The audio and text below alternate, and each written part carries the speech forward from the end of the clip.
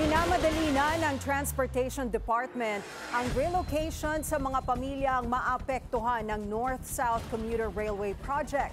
Kasabay nito ang paniniguro ng ahensya na maayos ang lilipatan ng mga ito. Narito ang Agenda Weekend Report ni Just Ignacio.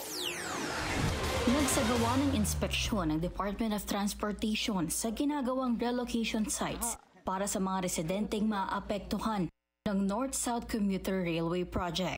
Kasama ni Transportation Assistant Secretary for Right-of-Way and Site Acquisition, IC Calaguas, si National Housing Authority, Representative Attorney John Bernardo, upang matiyak na on track ang construction ng mga pabahay. Ano pong status nito? Nakapag-relocate na po tayo dito ng 272. 272. From Okay. 312 po. Yung meron pong mga kino-complete pa po? Meron pa po.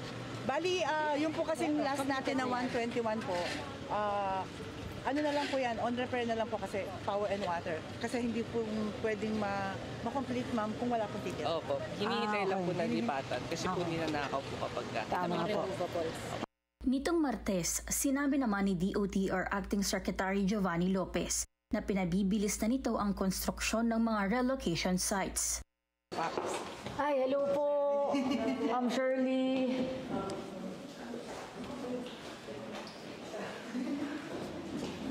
Pwede ho bang makita?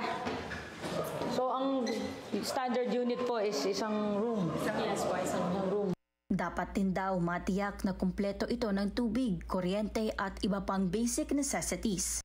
Ayon sa DOTR, aabot sa mahigit 1,000 informal settlers ang ire-relocate sa Barangay Panipuan at Kalulot sa San Fernando City at Mexico, Pampanga.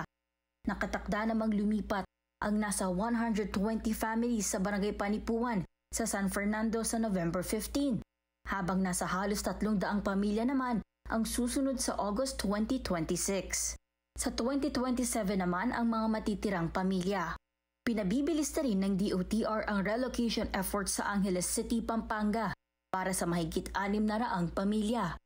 Gayon din sa Kalumpit, Bulacan na may 648 families naman ang lilipat. Para sa Agenda Weekend, Just Ignacio, Billionaire News Channel.